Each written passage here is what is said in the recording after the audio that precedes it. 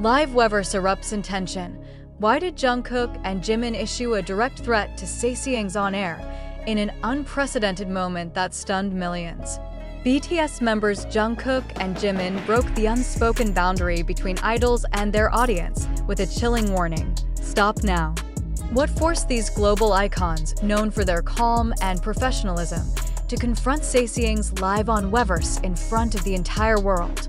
Was it merely an emotional outburst, or did it signal a new, more dangerous escalation in the invisible war between obsession and privacy during a recent Weverse live session that was initially filled with music, playful banter, and lighthearted updates? A sudden and unexpected shift in tone froze viewers in disbelief.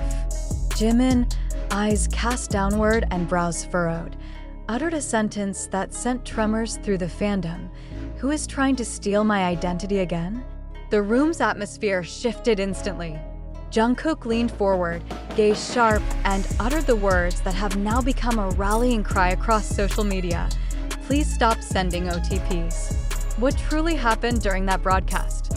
How could a moment meant for fan engagement become a live demonstration of personal security threats? The significance of the OTP, one-time password, revelation cannot be understated. For viewers unfamiliar with digital security, an OTP is generated when someone attempts to access a secured personal account. The implication was unmistakable. While millions watched, an individual was attempting to breach Jimin's private data in real time. This was not a speculative threat.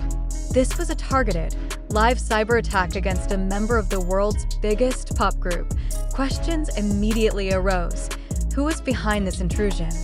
How did they gain enough information to trigger an OTP code delivery? And most disturbingly, what did they plan to do with it if they succeeded? For years, Sasaeng behavior has been categorized as obsessive fandom, from trailing idols at airports to bribing airline staff for flight data.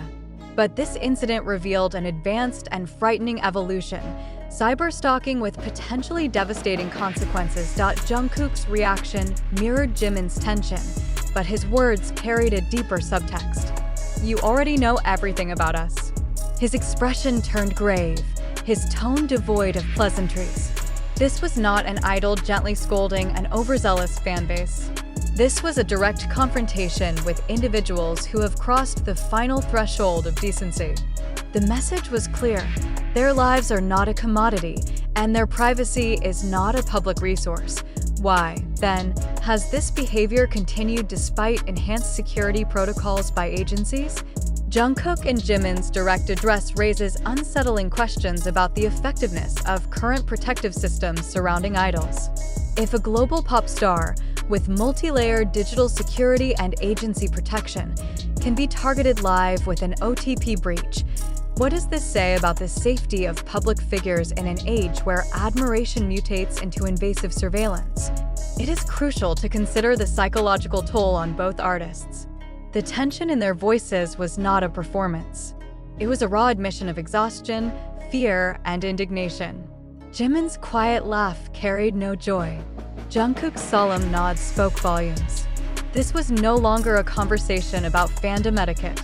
This was a demand for basic human respect, yet even as they spoke out with haunting clarity, an underlying strategic purpose emerged. Why choose a live broadcast to deliver such a message? Was this a deliberate move to force the issue into public discourse, making it impossible for management, authorities, and viewers to ignore the severity of Sasaeng threats? Or was it a desperate plea for immediate relief from individuals who feel unprotected despite their global status? Beyond the personal trauma inflicted upon them, this incident forces the entertainment industry to reevaluate its priorities.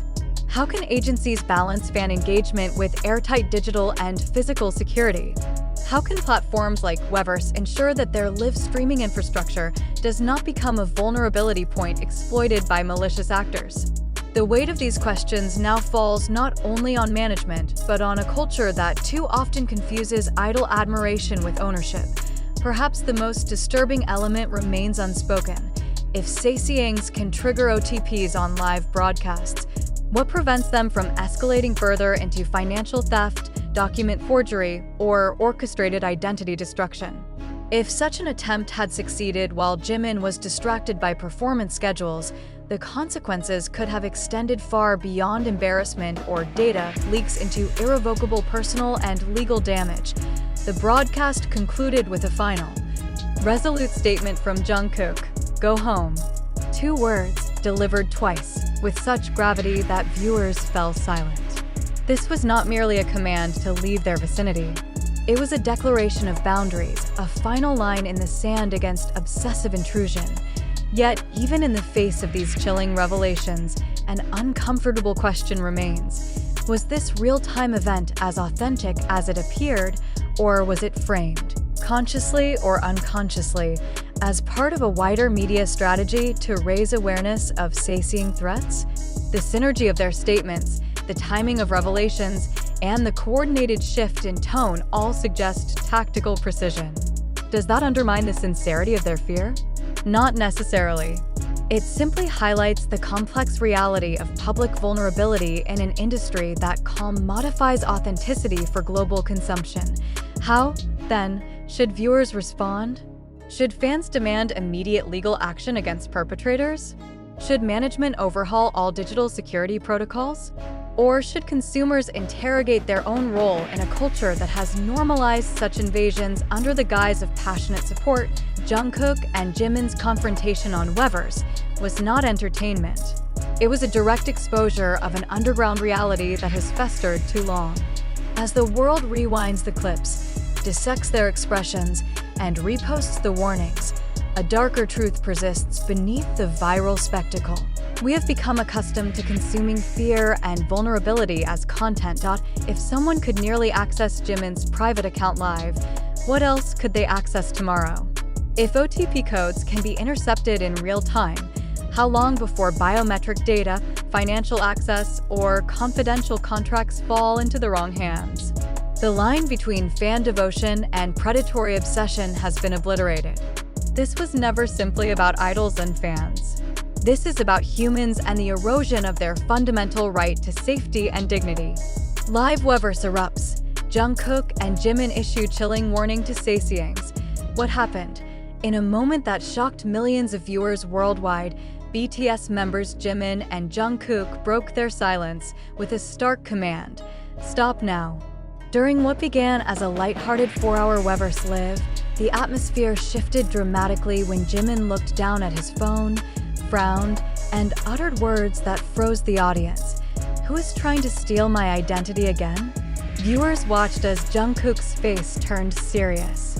Leaning forward, he delivered a direct warning: "Please stop sending OTPs." To the untrained eye, OTP, one-time password, may seem harmless. But in the world of cybersecurity, an OTP notification signals that someone is attempting to breach a secure personal account. The implication was chilling. While millions watched, someone was trying to hack Jimin's private data live. How did this happen? Who is behind it? And what would they do if successful? Jungkook and Jimin's broadcast was not a performance. It was a declaration of boundaries under siege. As the world replays their words, dissecting their fear, a final question remains: is anyone listening? Because until Sasaengs are stopped, these silent wars against idols will continue, consumed by the public as mere entertainment, while their humanity is stripped away one hacked password at a time.